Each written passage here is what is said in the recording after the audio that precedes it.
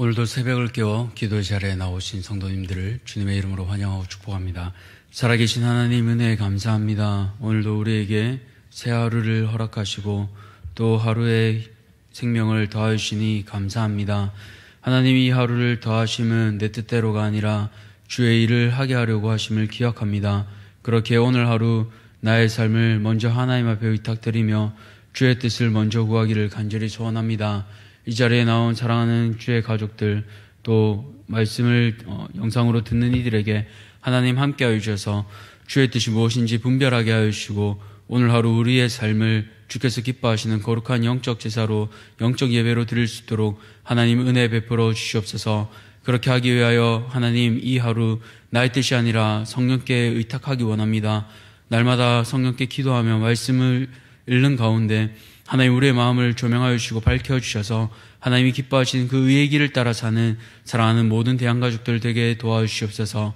주님, 이번 주부터 또 새생명 축제가 시작됩니다. 하나님, 우리는 주님이 부르시고 또 우리를 사랑하시는 그 세상이 비교할 수 없는 기쁨을 이미 알고 누리고 있습니다.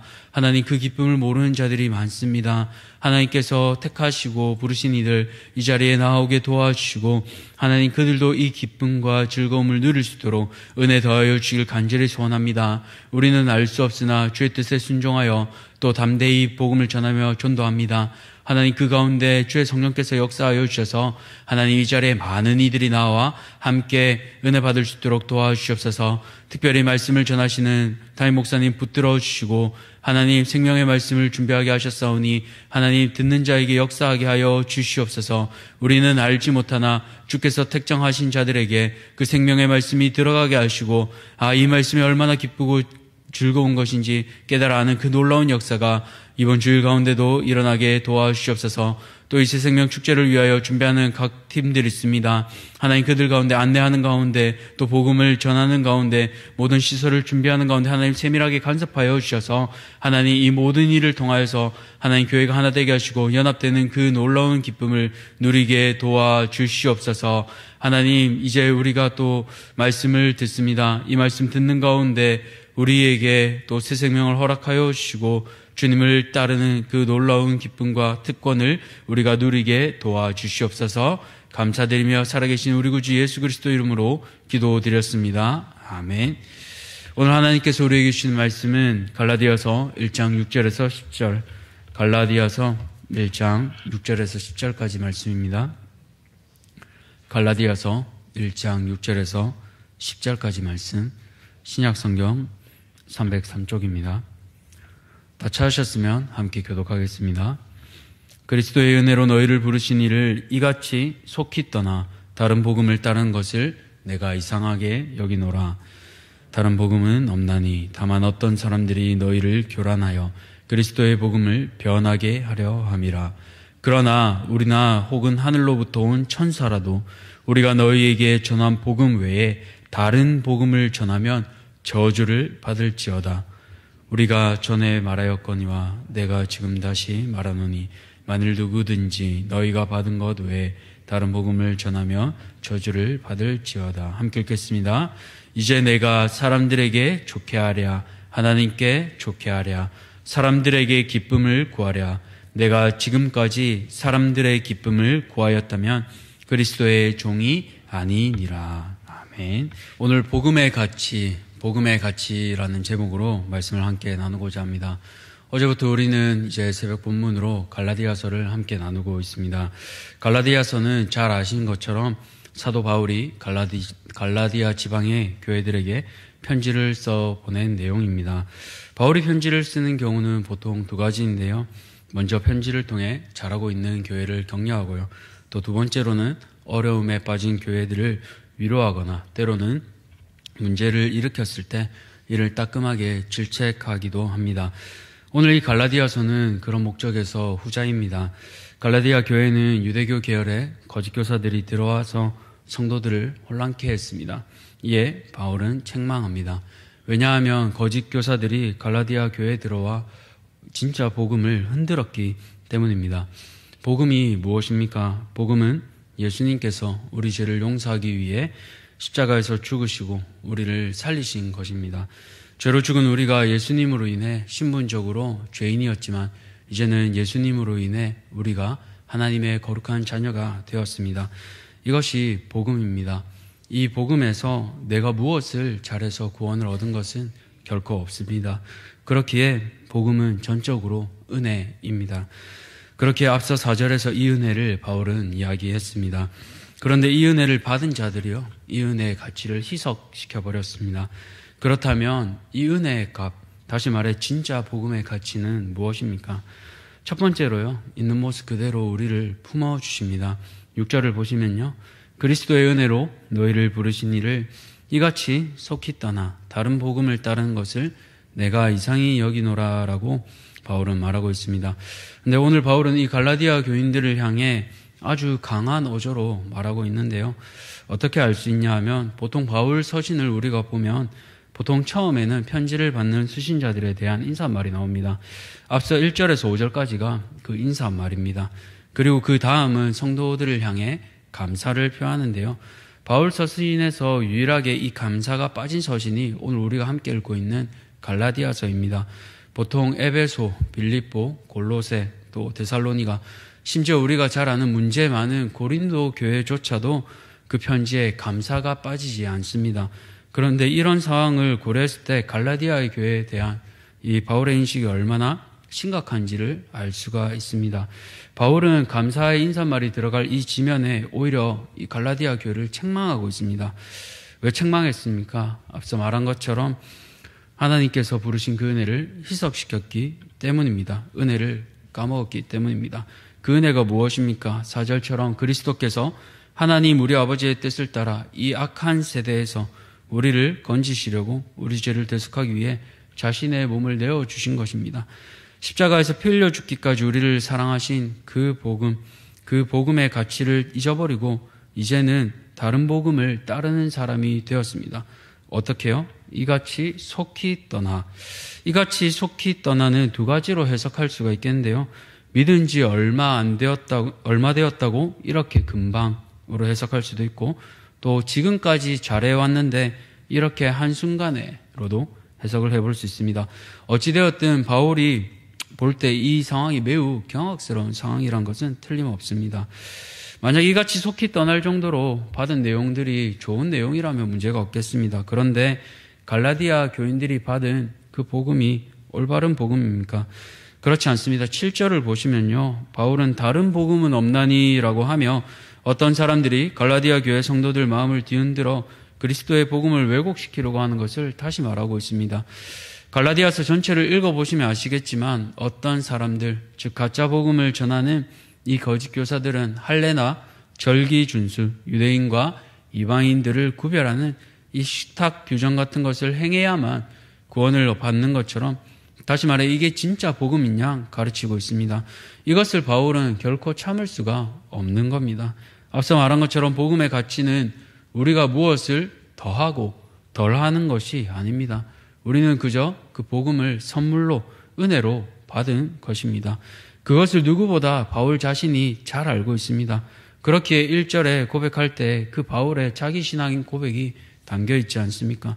누구보다 율법에 정통한 사람이며 또 최고의 스승인 가말리엘 문화에서 배웠고 베냐민 지파로 누구보다 참 유대인이었던, 다시 말해 율법에서 둘째가라면 서러울 사람이 이 바울입니다.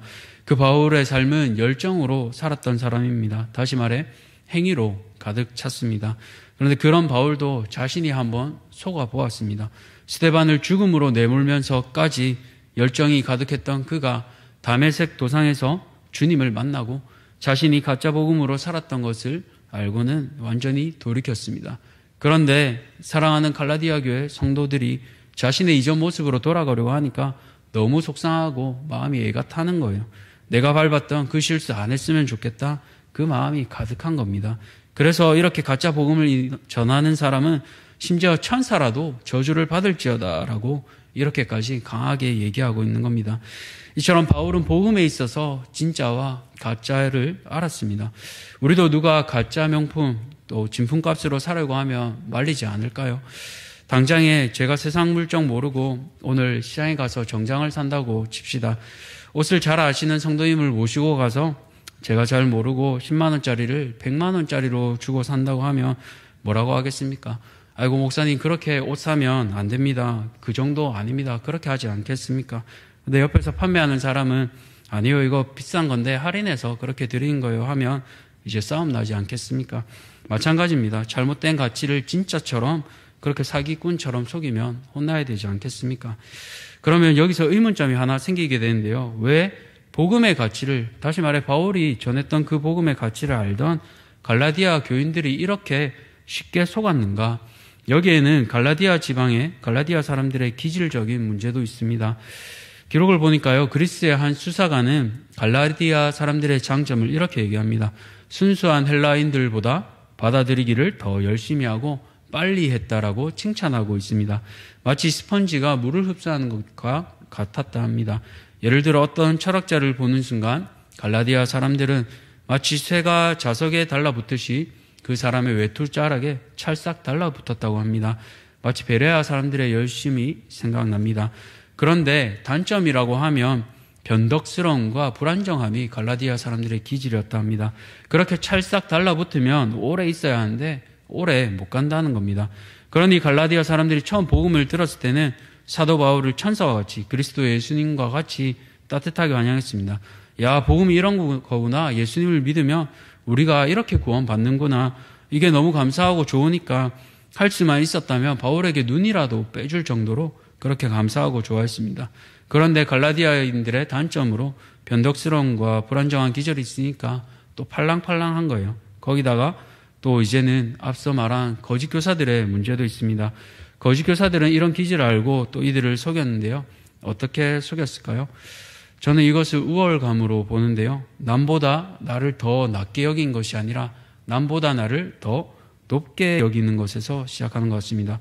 이들이 말한 다른 복음, 즉 복음 외에 더하는 것, 할례나 절기 준수 같은 것은 쉬운 것은 아닙니다. 할례를 받아본다고 생각해 볼까요? 칼에 베이기만 해도 아픈데 피부를 벗겨내는 그 보통 아픔이 아니지 않습니까? 그 당시 마취약도 제대로 없었고요. 고통이 이만저만 아닙니다. 그런데 이런 고통을 감수하고 할례를 받고 나면 그 사람이 어떻게 될까요? 야, 내가 할례 받아보니까 예수 믿으려면 이 정도 고통은 감수해야 한다. 그러면서 할례 정도 고통도 못 견디면 어떻게 우리가 핍박받고 이걸 견디겠냐? 할례 받아야 한다. 이렇게 다른 사람들에게 강조하지 않겠습니까? 또 그런 사람들, 받지 못한 사람들을 보면서 이 고통을 못 참나 이렇게 하면서 함부로 남을 판단하는 사람이 될 수도 있습니다. 이것은 예수님이 기뻐하시는 자세가 결코 아닙니다. 복음은 사람을 살리는 것인데 오히려 이 율법들로 인해 사람들을 판단하고 죽이는 자가 되게 됩니다. 그러나 복음의 참 가치를 아는 사람은 어떻습니까? 나를 비교하지 않고 남을 비교하지 않습니다. 왜냐하면 복음이 내 가치가 되기 때문입니다. 세상에서는 나를 연봉으로 또 학벌로 타고 다니는 자동차로 아니면 아파트 브랜드로 나를 평가할지 몰라도 우리 주님은 우리를 결코 그렇게 평가하지 않으십니다. 어떻게 우리를 바라보십니까? 너는 내가 사랑하는 하나밖에 없는 아들의 핏값 주고 산 사랑하는 자녀야. 십자가짜리, 다시 말해 예수님 자리로 우리를 보시는 겁니다. 우리가 예수님 자리기에 아들 자리인 그 예수님 자리까지 우리를 높여주십니다. 이 가치를 아는 사람이 다른 지체를 함부로 평가할 수 있겠습니까? 없습니다. 저 집사는 새벽 예배도 안 나오고 어떻게 나와도 기도도 10분도 안 하고 바로 가냐? 새벽에 오는 것만 해도 귀한 일인데, 그리고 새벽에 오면 기도할 시간도 없는데 남을 판단할 시간이 어디 있겠습니까? 마치 할례로 구원받는 것처럼 나의 의를 내세운 것 마냥 나의 기준으로 다른 지체들을 판단하지 마시기 바랍니다. 왜 그렇습니까? 복음의 가치는 더하거나 덜하거나 하지 않고 그리스도의 은혜로 우리를 불러주셨기 때문입니다. 사랑하는 성도님들, 오늘 하나님께서 우리를 은혜로 부르셨습니다. 그렇기에 그것이 바로 복음의 가치입니다. 우리는 너나 나나 예수님 짤입니다. 예수님 짤이기에 서로를 시기하지도 질투하지도 않습니다. 그리고 이 복음에 무엇인가 더하거나 덜하지도 않습니다. 우리를 있는 모습 그대로 부르신 그 복음의 가치를 기억하시기 바랍니다. 혹시나 누군가가 질투나거나 마음에 들지 않습니까? 그렇다면 그분 얼굴을 보며 예수님짜리라고 되뇌어 보십시오. 100원짜리 말고 예수님짜리라고 하면서 그렇게 계속해서 상대방을 바라볼 때 나를 품으신 예수님의 사랑으로 지체를 품고 진정한 예수님짜리로 살아가는, 복음의 가치로 살아가는 성도님들 되시기를 축복합니다. 또 복음의 가치를 알게 되면 우리는 어떻게 변화됩니까? 두 번째로 사람 중심이 아니라 하나님 중심으로 살게 됩니다. 오늘 바울은 하나님보다 사람을 기쁘게 하려는 그 태도를 경고하는데요. 10절을 보십시오. 이제 내가 사람들에게 좋게 하랴 하나님에게 좋게 하랴 사람들에게 기쁨을 구하랴. 내가 지금까지 사람들의 기쁨을 구하였다면 그리스도의 종이 아니니라 라고 바울은 말하고 있습니다. 이것은 누구의 인정을 구하는가 하는 태도에 관한 문제인데요. 사람들의 인정을 바라게 되면 사람의 종이 됩니다. 그러나 타인의 평가에 갇혀 사람의 종이 되는 것보다 그리스도의 종이 되는 것이 훨씬 유익합니다. 왜 그렇습니까? 당장에는 사람의 인정을 받고 사람을 따르는 것이 유익해 보이지만요. 그것은 아시는 것처럼 영원하지 않습니다. 또 사람의 인정은 바닷물과 같습니다. 마시고 마셔도 더 목마를 뿐입니다. 또 사람의 마음은 갈대 같아서요. 늘 변합니다. 그러나 바닷물 같은 사람의 인정에 비해 우리 주님은 생명수 되십니다. 예수님으로 늘 채우고 마시면요. 바닷물과 같은 사람의 인정과 비교할 수 없습니다. 생명의 떡 되시며 늘 우리를 충만하게 하시는 그 하나님. 사마리아 여인은 그 생명수 되신 예수님을 직접 눈으로 보았고 또 경험했습니다. 그렇기에 가장 귀하게 여겼던 그 물조차 내려두고 물동이조차 내버려두고 동네 사람들에게 달려나가며 그 주님을 전하지 않았습니까? 이처럼 복음의 가치를 알게 되면요. 사람 중심에서 하나님 중심으로 바뀌게 됩니다. 그렇기에 담대히 복음을 전할 수 있습니다. 또 복음이 아닌 것에 대해서는 단호하게 얘기할 수도 있습니다. 사랑하는 성도님들, 오늘 우리는 복음의 가치를 알게 되었습니다. 눈뜬 맹인이 눈을 뜨게 되자 바리새인들조차 눈치 보지 않았습니다. 이처럼 복음의 가치를 아는 사람은요, 사람을 더 이상 두려워하지 않습니다. 마태복음 10장 28절을 보시면 몸은 죽여도 영혼은 능히 죽이지 못하는 자들을 두려워하지 말고 오직 몸과 영혼을 능히 지옥에 멸하실 수 있는 이를 두려워하라라고 말하고 있습니다. 사람은요, 우리를 잠시 괴롭게 할 수 있습니다. 그러나 우리의 영혼까지 어떻게 할 수는 없습니다. 우리의 영혼을 지키시는 분은 오직 하나님 한 분이십니다. 그 하나님께서 우리를 복음으로 새롭게 하실 뿐만 아니라 우리를 자녀라 부르십니다.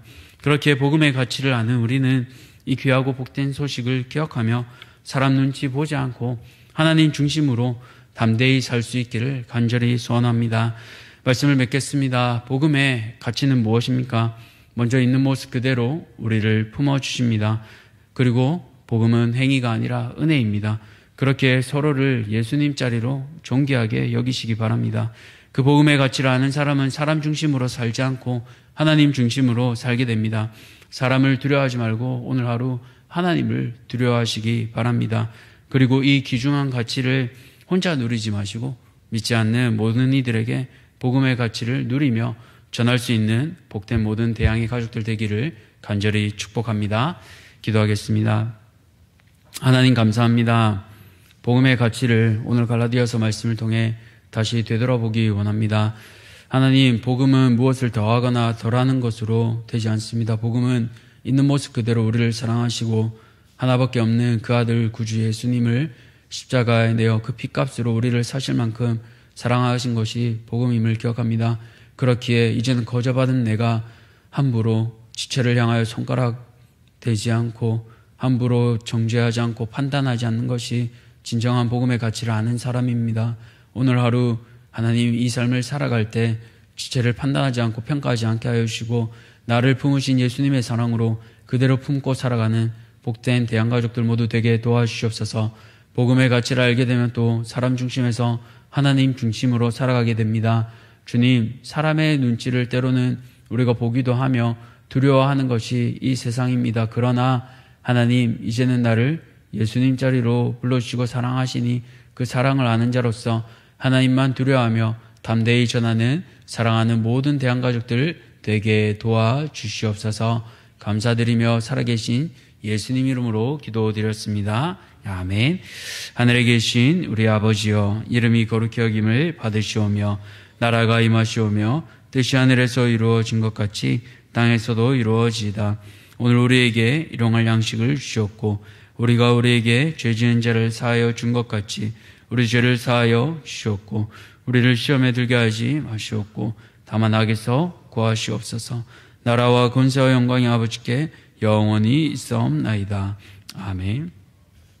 오늘은 정관 서부교회 이정춘 목사님을 위해 기도하겠습니다. 첫 번째로 교회 안에 청년부가 아름답게 자리 잡힐 수 있도록, 두 번째로 세터민들을 섬기는 토요문화교실을 통해 복음이 전해질 수 있도록, 마지막으로 목회자와 온 성도가 함께 주님의 꿈을 이루어드리는 아름다운 공동체가 되도록 기도하시기 바랍니다. 정관 서부교회 이정춘 목사님을 위해 기도할 때 첫 번째로 청년부를 위해서, 또 토요문화교실을 위해 세터민들을 잘 섬길 수 있도록, 마지막으로 온 성도가 함께 주님의 꿈을 이루어드리는 아름다운 공동체 되도록 함께 이 시간 기도하시고 또 개인의 기도 제목을 따라 함께 기도하며 나아가겠습니다.